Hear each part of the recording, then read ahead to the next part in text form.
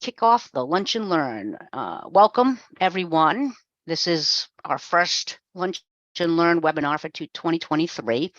Everyone should be muted as you join the webinar, and I'm going to ask you to remain on mute until the end of the presentation, and we can open it up for questions then. There's also a Q&A function and a chat function. I'll keep an eye on those, so feel free to enter your questions or make a comment as you think of it as we're going through the presentation. This session is being recorded, and the link to the recording and the slide presentation will be provided to everyone who signed up for the webinar. And it also will be available to NEBRA members on demand and on our YouTube station. So thanks for joining us today to learn about thermal drying from Chip Pless of LCI Corporation. Chip is the sales manager for sludge dryers at LCI, which is based in Charlotte, North Carolina. And prior to working for LCI Corporation, he worked for Huber Technology, Inc., which I'm sure most of you are familiar with, for 11 years, with the last 7 years dedicated to biosolids processing, including sludge screening, thickening, dewatering, and drying. He has authored papers for the Residuals and Biosolids Conference and been part of the WEF Dryer Task Force. And prior to Huber, he held positions in the automotive and automation industries. Chip has a bachelor degree in mechanical engineering from North Carolina State University. And in his spare time, Chip enjoys attending his children's activities and visiting state and national parks with his wife, Katie. So biosolids drying, I hope you would agree, is a very timely topic, and I think we have a great presenter here. So you're going to learn a lot during lunch. Chip, take it away. All right, Janine. Stop sharing, and you can go ahead and take over.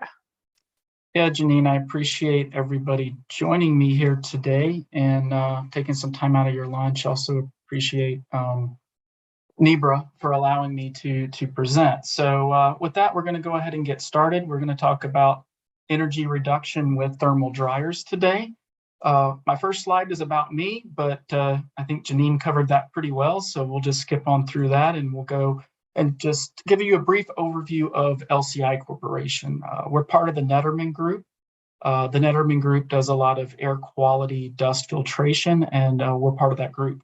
And we're very committed to climate change and sustainability. Therefore, this topic is of most importance to us. As Janine mentioned, LCI Corporation's in Charlotte, North Carolina. We were founded in 1961, and we play in the thermal separation and granulation markets. The thin film dryer, just to give you a little background, was developed by our partner SMS Buss-Canceller in 1969. And since 1985, it's been used in sludge drying, and since then it's had 119 installations across the globe. So let's talk about biosolids briefly. I feel like we're right now between a rock and a hard place. With all the limits coming our way, maybe need for Class A biosolids, PFAS destruction, all of this requires energy for most of the processes to be able to treat biosolids. So most of the processes we're looking at in the future are requiring energy, but laws, regulations, climate change are all pushing us to reduce energy. So how do we combat that? We're between a rock and a hard place trying to figure out how to dispose of sludge, at the same time trying to figure out how we're going to reduce energy. So today we're going to focus on one of those technologies, which is thermal dryers. I've heard them called energy hogs, and they require energy in order to dry the sludge, but they have a lot of advantages. We all know about the Class A product they can produce. They can reduce weight and volume, thus disposal costs, and they can also be used to condition the downstream processes. They have a lot of disadvantages as well, like cost and complexity, and they're typically They're typically large in size, but today we're going to focus on one of the big ones, which is energy usage. So before we get started on the energy reduction part, I want to give you a little bit of drying theory so you'll understand where these principles are coming from.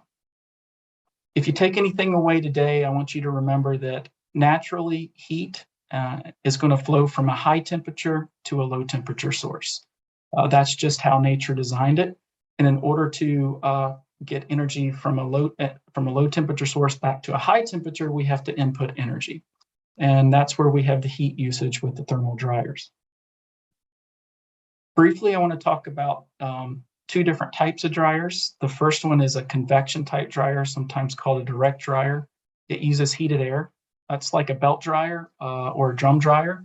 I usually think of belt dryers as big pizza ovens, and drum dryers are similar to your clothes dryer at your house, just tumbling and evaporating water. Today, we're going to talk about the thin film dryer. It is an indirect dryer, and it uses the principle of conduction or a heated surface. If you know of a paddle or screw dryer, that is also an indirect dryer. So I think about it as, a frying pan or a pot of boiling water where we're putting heat into that pan. We're heating up the material inside and or evaporating the water when you think about boiling water in the pot. So what I want to do is I'm going to do a quick animation. Hopefully this will shift over pretty seamlessly. This is a shorter version of the full animation, which is on our website, or you can Google thin film sludge dryer animation and it's going to pop up for you.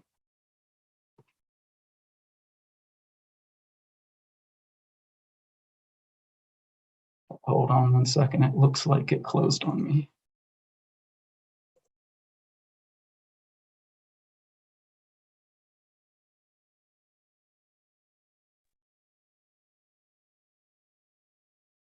So this was the animation that I'm talking about. What we're going to show here is the complete system. When it pops in, you're going to see the thin film dryer, which is in the center. You have the feed system to the dryer, which is going to be on top, the discharge system on the bottom left, and the condensation system over to your right. So we put heat in, steam or thermal oil, into a jacket surrounding the dryer. Inside the dryer, there's going to be a rotor with blades. That's what's going to push and convey the sludge through the dryer. So we're going to directly pump sludge into the dryer via like a progressive cavity pump. There's no extruding, no back mixing system required. It goes directly in just as a piped connection. So that heating medium, as I stated, is on the outside circumference, and it's going to transfer its heat through the inner heating jacket into a thin film of sludge, as you can see on our screen, and it's going to heat the sludge up. Now the rotor and blades, it's going to both agitate and convey the sludge through the dryer. So you're going to come in at a sludge phase or a cake phase. We're always going to go through the sticky transition phase, and then it's going to come out as a granular product. When it comes out, it's going to be fairly hot, so above boiling, above 212 degrees. So it's going to go into a cooling conveyor, which is just a jacketed conveyor system cooling it with water. And then at the bottom, there's going to be a rotary valve that's going to limit the air intrusion into the dryer. We have a very small amount of air or vapor volume that comes out of our dryer. So the sludge goes from right to left in this example, and the vapor is going to go left to right. It's going to hit a condenser system. We're going to spray some water in there. We're going to cool the vapor. It's going to drop out as condensate or stillate, go back to the plant. And then we're going to have a small exhaust stream head out to odor control or other treatments. So that is the animation. Click back to the presentation quickly. So now that you saw the animation, I want to talk a little bit about indirect drying theory. We use the equation Q, which is heat, equals U, which is the coefficient of heat transfer, which will vary between sludge types, times the area, that's the heated area of the dryer, times delta T, which is the temperature difference between the heating fluid and the sludge. So in the upper right, you can see a theoretical diagram showing the heating fluid is T2, the sludge is T1, Q is going through. This says it's a thermal conductivity. That's the same thing as the coefficient of heat transfer. And it's going to pass over an area, which is the sludge heating area, and into the sludge. And with the thin film dryer, you have the cross section, you have the heating material on the outside circumference. It's going to go through the area, which is the inner heating jacket, and go into the sludge, which is at a lower temperature. Now, once we get heat into the sludge, we have to evaporate the water. And there's two types of heat that we have to put in. There's sensible heat and latent heat. Sensible heat is heat you can sense, so it's heating the sludge up, it's changing temperature. And once it gets to 212 degrees, then we use latent heat, which is the phase change, which is turning it into vapor. Now, I won't go into too many details here, but the point I want to make out, if you can look at the pie chart on the right, is most of the heat is the latent heat, is the heat to evaporate the water. Only a little bit of the heat, about 15% in this example, drying from 20 to 90%, is sensible heat actually heating that sludge up. So the point is, even on the sensible heat side, most of the energy is going into heat and evaporate the water, not into the sludge. So if you look at it a different way, about 98% of the heat in theory is going to go into the vapor and only about 2% into the dried sludge. So that's a little bit of theory for you. Now we're going to get into some simple ways to look at energy reduction with dryers. So the first, it's not rocket science. Pick an efficient dryer. There are dryers out there that have different energy usage. Energy usage in dryers is usually stated in pounds per water evaporated. Most dryers use about 1,300 to 1,600 BTUs per pound of water evaporated. And the very efficient ones recover the heat from the drying process to make their dryers more efficient. With the thin film dryer, we use about 1,150 to 1,300 BTUs, which is about up to 30% more efficient, and we can recover that heat for other processes. The second way is partial drying. Historically, we've always thought we need to dry to 90% for a Class A biosolid, but now there's applications such as thermal destruction and landfilling that don't require 90% product. So we can decrease the heat we need to put in, and I mentioned sensible heat and latent heat. In this case, the sensible heat is going to remain the same. If you look at the diagram over to the right, that's the gray part, but we're going to lower the latent heat. So when we dry from 20 to 45%, you can see this yellow bar. The yellow bars are the latent heat, which ends up increasing as we go to further full drying the sludge.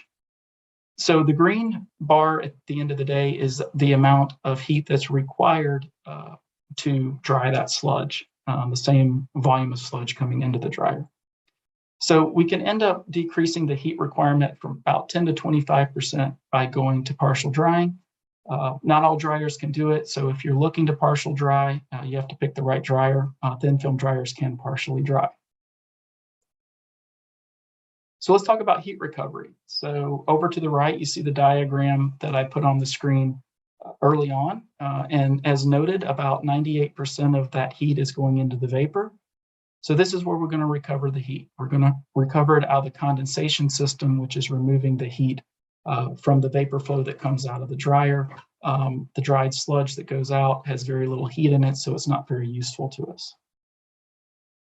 Now I want to back up and remind you, heat naturally flows from high temperature to low temperature. So this is a drying process with heat recovery. So we generate heat, and in this case, it's thermal fluid at, let's say, around 400 degrees Fahrenheit. It's going to head into the dryer. It's going to add that sensible heat and latent heat, and we're going to evaporate moisture that's going to come out at 212 degrees Fahrenheit. Then it'll go into the condenser where we will remove the heat with the cooling water that we put in, and we can end up recovering hot water up to about 200 degrees and up to about 85% of that heat via that hot water system. So, what are the advantages of heat recovery? First of all, there's thermal energy savings, reducing cost, reusing that waste heat. We also require less cooling water because we're going to have a recirculation loop where we're recovering the energy and recirculating it in the loop rather than pumping fresh water in. There's less condensate to treat because we're not using a direct condenser, we're using an indirect condenser, and the cooling water doesn't have to go back to the treatment plant. And ultimately, it's a pretty simple addition to the dryer. It requires 2 condensers and then a couple of extra heat exchangers. And really, it can be added in the future. If you plan your dryer around adding heat recovery in the future, you can add it pretty simply down the road. So, that's all great and good, right? But how can I use it? The best use of it is digester heating. It's right at the right temperatures for us to be able to use it to heat the digester. We've also had applications where we preheat sludge, where it improves dewaterability and decreases polymer consumption, as well as if the sludge can be remained heated, it will reduce the energy content that we require in the dryer. It can be used in industrial processes. In Europe, not so common here. It's been used for district hot water for local towns, local to the wastewater treatment plant. So let's do a little comparison with the heat recovery system between some other dryers, we're going to assume uses 1,300 BTUs per pound of water evaporated, versus the thin film dryer, we're just going to use 1,200 BTUs per pound of water evaporated. Well, first of all, we're going to assume we're going to use natural gas, so we have to use a heating system. I assumed a thermal oil system that's about 88% efficient. That's one of the higher efficient systems out there. So in order to get 1,300 BTUs to the dryer, we have to use 1,480 BTUs. Then after the drying process, where we use 1,300 BTUs, we're not able to recover it. We're going to send it back to the dryer to make it more efficient. So in essence, we're losing all of that through the drying process. So of that 1,480 BTUs put in, 1,480 BTUs are going to be used to dry. Now with the thin film dryer, we again generate the thermal oil with a thermal oil heater. We'll assume the same efficiency, but since we need less energy, we are actually going to lose less energy from the natural gas heater. And this example about 16 BTUs per pound of water less. Then we're going to heat the thin film dryer up using 1,200 BTUs per pound of water. But the difference is we can recover at 85% about 1,000 BTUs of the 1,200 we put in, which means we're only going to lose about 180 to 200 BTUs. So at the end of the day, we're going to use in the drying process 344 BTUs, which is 23% of the energy of the other drying system. To give you some real world examples, Newburgh, Germany, they recover heat off their condensation system with 185-degree hot water, and they use it to heat the wastewater treatment buildings on site. Integral, Turkey, they have incineration. Interestingly here, they recover heat from incineration to supply 445-degree thermal oil to the dryer. And then on the back end, they recover heat off the condensation unit and they heat up the sludge to around, let's say, plus or minus 80 degrees Fahrenheit. And again, this is using the recovered heat from the dryer to heat the sludge up. So what does integral look like? Well, first of all, we recover the heat from the dryer and we put it into liquid sludge. The sludge comes in at 15 degrees C, which is about 59 degrees F, and they heat it up to about 95 degrees prior to dewatering. What they notice is they can increase the DS percentage from dewatering about 2%, which in their case is about 635 pounds per hour of water. They also, as I noted, there's lower polymer consumption. So that's the dewatering side. So once it hits the dryer, it's typically around, again, 80, 82, 83 degrees Fahrenheit, where it comes in at, let's say, 59 to 68. So we're looking at somewhere around 18 degree F increase in temperature to the dryer. So that means we need less sensible heat. We're only heating the sludge up 135 degrees Fahrenheit with the heat recovery put into the sludge versus 153 degrees Fahrenheit without the heat recovery. So at the end of the day, we can lower our sensible heat by about 19% because we have less water to heat and we have it at a higher temperature. We can also lower the latent heat because we have less water to evaporate, as opposed to not putting the heat in and getting the lower DS out of the dewatering system. So overall, they can lower their heat requirement by about 10% in theory. So with that, let's talk about some energy flows and typical biosolids processes. So let's talk about anaerobic digestion. So there's a lot of anaerobic digestion plants out there. I think there's over 1,250 per data I got from WEF. Per the DOE, about 52% use the digester gas for heat, 15% for a CHP, and about 33% still flare. So they're not using it for anything. They're just pushing the heat out to the environment. So I'm going to show you some examples. I just want to forewarn you, hopefully not too many people are red-green colorblind, but the red is going to be where we're losing energy or we're having to generate energy from a fossil fuel source. The green is where we can reuse the energy or we're using green energy in the process. So I already mentioned this. If we flare the heat, we're using that digester gas and we're just pushing all the heat out to the atmosphere. So it's of no use to us. That's the first example. Now, if we use it strictly for a dryer, we can recover that heat, and it's very useful. It goes into the dryer, but once it's out of the dryer, it's not reused. It just goes out to the plant or out to the atmosphere, and that's the end of the heat cycle. Now you can use it also to heat the digester, which makes a nice loop. As you can see, we will lose a little bit of heat because anytime you make a transfer, you're going to lose some heat. But the bottom line is we have a nice little triangle here where we're using the digester in order to heat itself.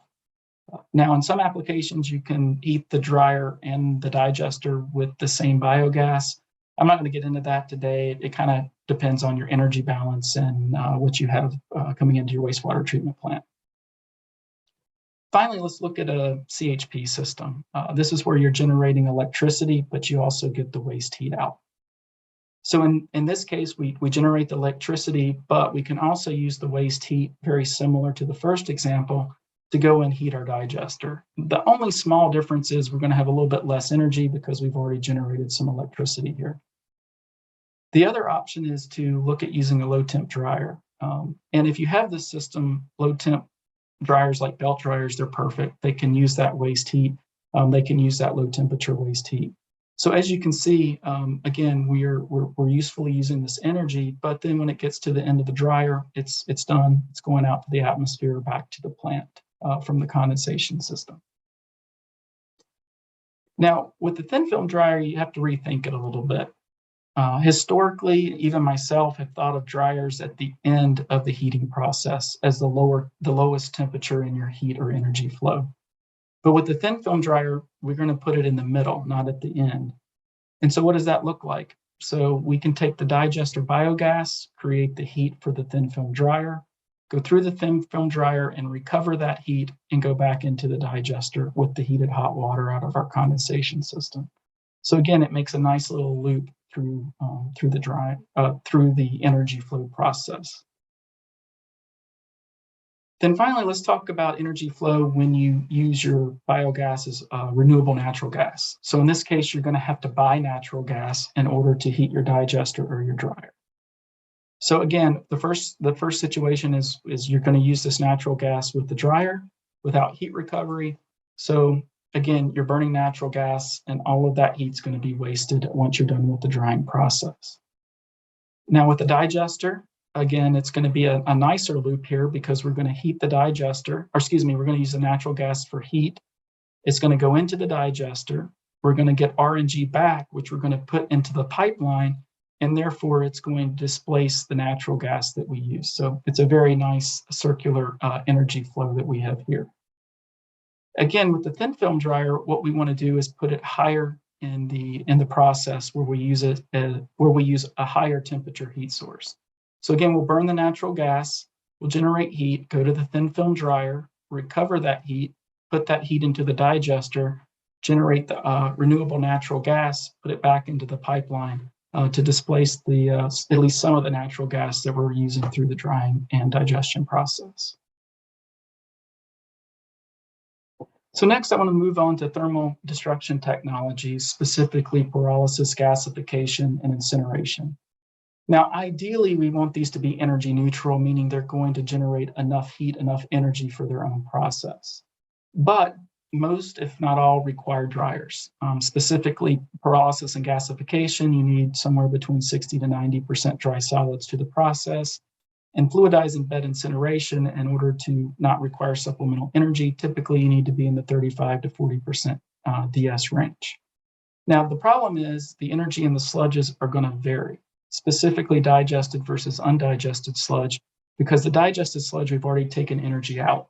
So many times the digested sludge is not going to have enough energy for the entire process, so you're going to have to put supplemental energy in. So this is where it would become important to use an energy efficient dryer and also be able to recover some of the heat from the dryer to make the energy balance look much nicer. So with pyrolysis and gasification, we're going to generate, of course, biochar, but we're going to look at the syngas side of it, where we're going to generate syngas and we're going to generate heat, and we're going to put it back into the process to run the pyrolysis or gasification system. The plan is also to use that heat to heat the dryer. And there's two options here. Like I said, you can heat a normal dryer, and then after the drying process, you're going to lose all of that heat. or we can go through a thin film dryer and recover the heat. And for example, if you have digesters on site, we can use that heat to heat the digesters as well, improving the energy balance. Or you can send it to heat buildings or some other useful source for that heat. Then I want to look at incineration. Incineration in general can produce a high temperature waste heat. Most of the time in Europe, what they do is they use this high temperature waste heat to generate electricity and also heat the dryer required for the process. But generally, after we heat the dryer, the energy is going out. We're losing it to atmosphere or back to the wastewater treatment plant. With the thin film dryer, we can add an extra step there where we'll end up recovering that low temperature heat again, and then go back and heat our digesters or buildings, again, adding a nice level to the energy balance by reusing the waste heat. So that was looking at a few processes with heat recovery, in particular with a thin film dryer. Also wanted to spend a little bit of time talking about a little bit of innovative energy reduction options that we have. So to go back to some of the original slides, with a thin film dryer or indirect dryer, we got to get the sludge up to 212 degrees to evaporate the water.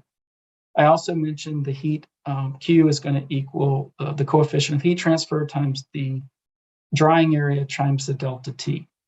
So in order to evaporate more water, we either have to increase the heat temperature to the dryer to get a higher delta T, or increase the area of the dryer to make it a larger dryer. But there's actually a more efficient way to dry, and that's by lowering the drying system pressure, creating a slight vacuum, and that will lower the evaporation temperature, which means we bring the boiling point down. Now, this has been used by LCI in many industrial applications with both evaporators and dryers, so it's not an untested technology. As you saw, our dryer is enclosed. It's a big cylinder, so it can handle the vacuum situations. It's been designed to do that. So what does it look like on a boiling curve? So this just shows you the boiling points of water as the temperature versus pressure. So if we can drop it to 3 psi or 1.5 psi atmosphere, we can drop the temperature we need to reach to boiling by up to 97 degrees Fahrenheit, which means that's 97 less degrees we have to get up to in the dryer before we start to boil off the water. So what does it look like? It's a little bit of a different type of dryer, but the main change is we would use a vacuum pump to create a negative pressure inside the dryer instead of an exhaust air fan. As I said, we operate at, let's say, 1.5 to 3 psi atmosphere, and we, again, as I said, lower the boiling point. Therefore, we can decrease the heat requirement by 5 to 10% because we're reducing that sensible heat that we need. Finally, this is an opportunity to use an indirect dryer also with some low temperature heat sources.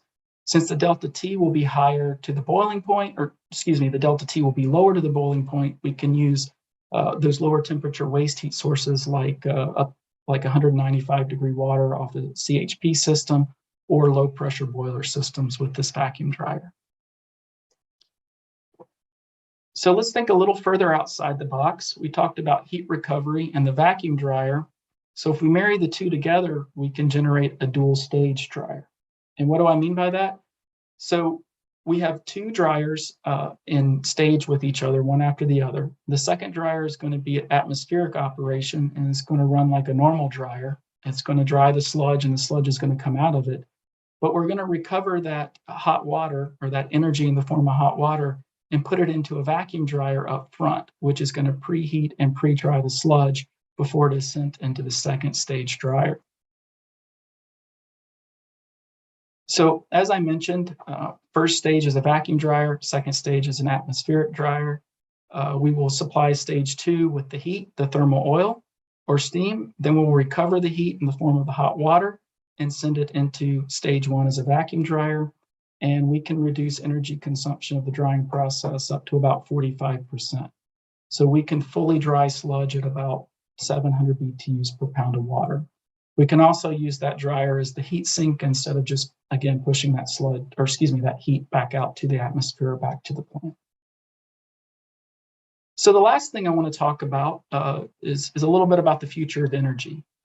So I've been doing a lot of research trying to figure out where we're going to go because dryers use energy. So where's our source of energy coming from? Well, right now, the Biden administration is really pushing laws for climate change. The goal is obviously a good goal of lowering our reliance on fossil fuels, lessening greenhouse gases, helping with the climate change, but also a goal of lowering energy costs for us as Americans by using renewable sources. If you look at it by 2030, they're theorizing or wanting about 80% of electricity from renewable sources, reduce about 50% of our CO2 output, and have about 50% of sales be electric vehicles. By 2035, there's an ambitious goal to have carbon-free electricity. And then we just want to note some legislation that's out there, both in the infrastructure bill and the Inflation Reduction Act, that are actually pushing these forward with the government spending some money to make these initiatives happen. But if you read what most experts say, it's not that easy. It's going to take us longer to switch off of the fossil fuel. One thing that I think we've all seen lately is, can the electrical grid handle the additional electricity that will be required to replace the fossil fuels? So I think it's going to take some time to get the infrastructure where we need to go, even if we were ready to switch over today immediately to electric, for example. I also want to note there's some incentives out there for energy reduction. The government, the EPA, realizes wastewater and water plants use a lot of energy, about 2% of our total energy usage. And then 30 to 40% is estimated, or about 30 to 40% of the energy used by municipalities is actually for water and wastewater. And we know there's energy available in the solids. So it's a good source of energy for us, a good source of clean energy for us. I want to thank Janine. She actually, I think, sent this out with the NEBRA email in December. The DOE is putting out $23 million for research for decarbonization of our wastewater treatment plants. The Inflation Reduction Act is a $369 billion act. Now, not all that money, but some of that money is given out as tax credits or direct payments for people or projects or entities that are putting out green energy projects. And that also includes biogas. It sounded like the incentives were already there for electricity, but now they've added biogas, which I think could affect our industry a little bit more than the electricity side of things. And then finally, there's funding out there for green energy projects. I'm not going to get into it. I think there's probably more than this, but if you're looking for a green energy project, look at all the normal sources of funding, and there's probably something that you can get for an energy reduction or a green energy project. So at the end of the day, I think we are going to transition from fossil fuels. And right now it looks like electricity and biofuels, including biogas and biomass from our sludges, could be the way of the future. Biogas option, there's many out there, from using it on site to generating the electricity to just selling it back to the grid as renewable natural gas. You can also still flare it, but I'm hoping more and more plants can make the investment to stop just flaring their gas from their digesters, and hopefully we can use it a little bit more efficiently as we move on. Then there's also biomass options. There's the incineration process, pyrolysis, and gasification, which I think most of us know about. But there's also boilers and thermal oil heaters out there that can burn biomass and generate heat and energy for us as well. So just to finish up, I'm going to talk on electricity and biomass. We're pushing toward electrification of energy in our country. So you can see, from climate change to the laws out there, to pushing electric cars. You even see corporations moving away from fossil fuel usage. So it's pushing toward electricities. So today we see about 20% of energy and industry is coming from electricity. The goal is to have more renewable sources that will lower that electric cost, and then we could possibly replace, or the goal is to replace 50% of fossil fuels by 2035. Not sure if we'll hit it, but hopefully we can get part of the way there by renewable electricity. So let's talk about using electricity for heat. There's a lot of advantages to it. It's very simple. It heats the fluid, the steam or the thermal oil very quickly. It's quiet, compact, and simple, and it's nearly 100% efficient in turning electric energy into heat. But the big problem has always been the cost. It's always been more costly to heat things with electricity than fossil fuels. The other issues with electricity is electric heaters they're typically smaller in size, and also you have to have a significant electric source at site to be able to generate that electricity. So where can they make sense? They can make sense in some smaller applications. I think they make them up maybe a little bit larger than about 3 million BTUs per hour. It's about 1,000 kilowatts. That would equate to about 2,750 pounds an hour of evaporation rate with the thin film dryer. Also, it can make sense where you don't have natural gas available. I know there's some plants that you're not close to a natural gas source, or it would be very costly to get natural gas there. Also, if you have a low-cost electric source, if you're generating your own electricity or have some availability to lower-cost electricity. Also, it would make sense if we're using electricity to recover that waste heat, like in the thin film dryer, and then we can use it for other processes to offset, like building heat, digester heating, and things like that. Finally, it could make sense if you're looking at drying on limited hours, because they heat up and quickly. The electric heaters will heat up faster than a typical natural gas heater, and they're also a lot easier to maintain. In essence, they're like your electric heater at your house. Pretty much you turn it on and they just run. There's no fuel air mixture or anything to worry about. So we're going to finish up with talking about biomass. Biomass is anything that's created from energy from the sun, so food crops, and our waste, even municipal and industrial waste. It's not new. If you think about it, I think we've been burning wood since we've had history of mankind, and that's a biomass. And it was the largest energy source until about the mid-1800s. However, today, today as in 2021, I don't have numbers for 2022 yet, only about 5% of our energy was from biomass. And of that 5%, only 9% was from waste products like our sewage sludge or our trash and our garbage.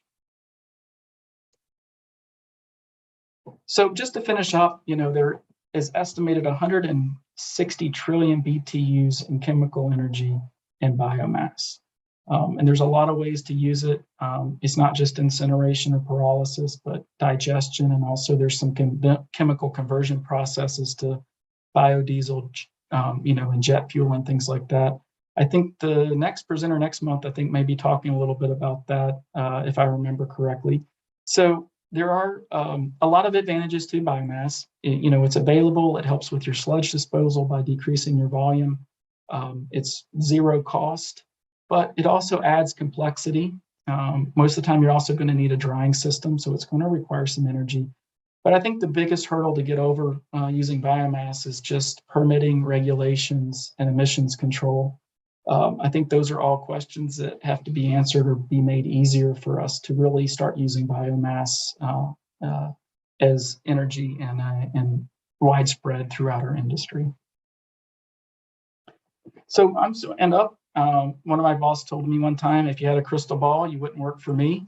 So I'm not certain where we're heading with energy. As administrations change, as elections go forth, who's in office, can change our energy direction. There's also technical limitations, like, for example, I said the grid. Are we able to support everything that we're going to be putting on electricity?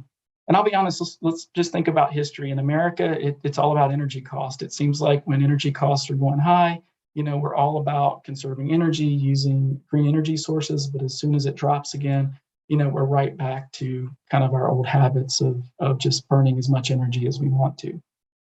But I just want to leave you and have you think about being flexible with your projects, planning ahead around energy and its future. And I think at the end of the day, it's the right thing to do. We all work in the environmental industry. We want to conserve the environment. We want to leave the earth, as good as we have it, if not better, for our children that come down the line. So it's just the right thing to do for us to look at energy conservation and how we're using energy. So with that, I think that was it, Janine. I think we have about 20 minutes left if there are any questions. No, that was outstanding.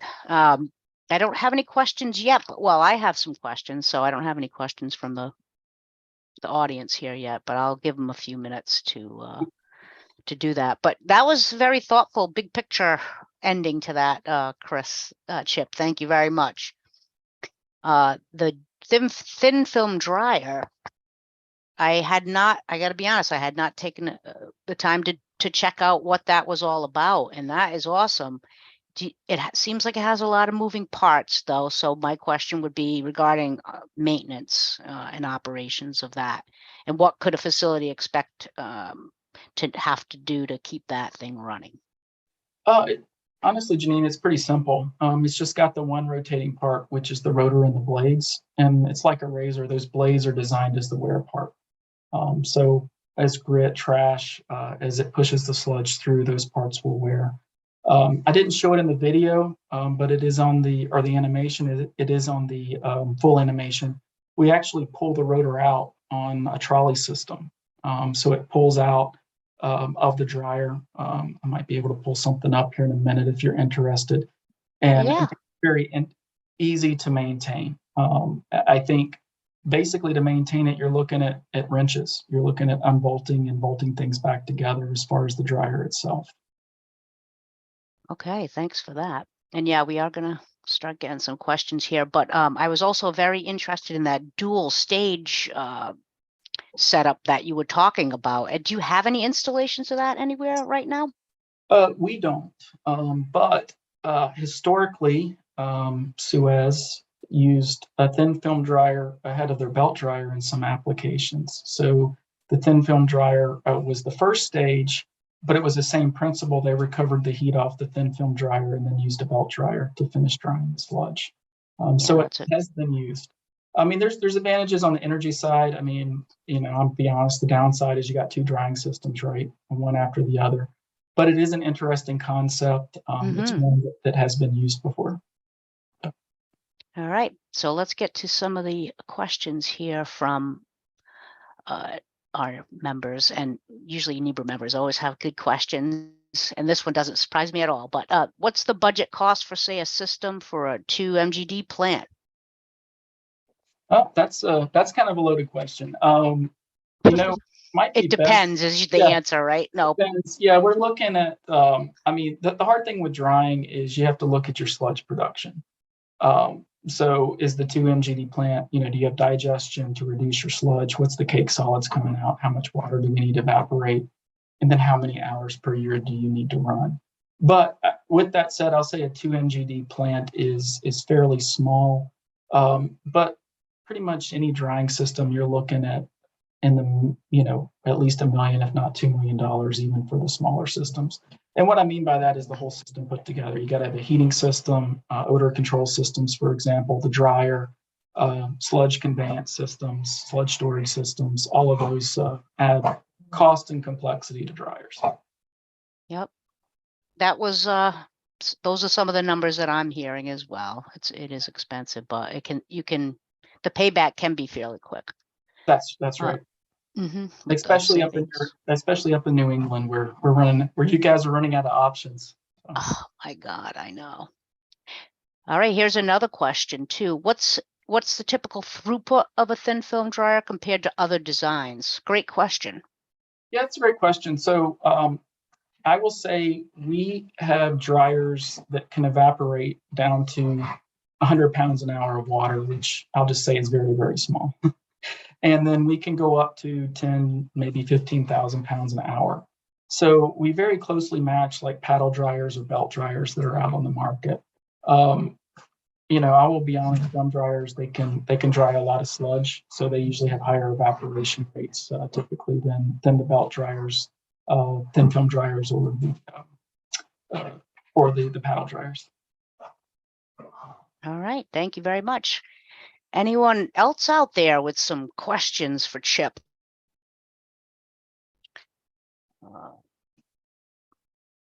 Those were, yep, we have another question. How would you vary the dryness? So yeah, you did talk a little bit about that. It's a very interesting concept. How do you actually do that? So basically the rotor is going to spin at the same speed. So that's the first question I get, because they think you spin up the rotor, but the rotor spins at the same speed. Basically what we do is we vary the blade design, the little blades that are on there, so it'll push the sludge through faster. And then you actually put more sludge in. So as I stated, there's a evaporation based on the delta T and the area of the dryer. So if you put more sludge in, then you're just going to evaporate less water, and it's going to come out of the dryer. So we've had applications where the dry solids coming out are anywhere from 30 to 95+% solids of these dryers. Wow, really interesting. And any installations around in the Northeast that we might be able to go check out? Yeah, so Middlesex County, New Jersey has the thin film dryers. They have 5 of them. They do partially dry to about 55%, and then they have a lime stabilization process after that. So they specifically picked the thin film dryers because of their ability to partially dry. And that installation, I think, was operational in 2008. So not many people know about it, but it's been operating, 15-ish years now. So Yeah. And they love to have visitors come in, if anybody wants to go by. I'm putting it on my list.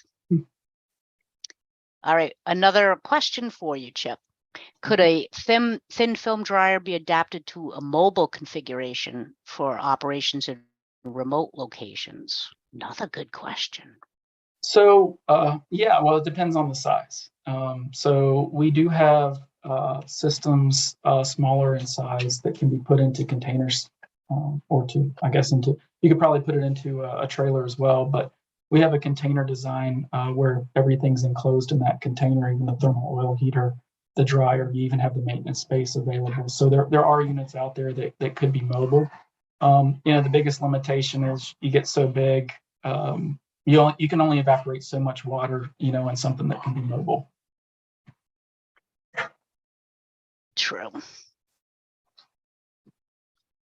All right.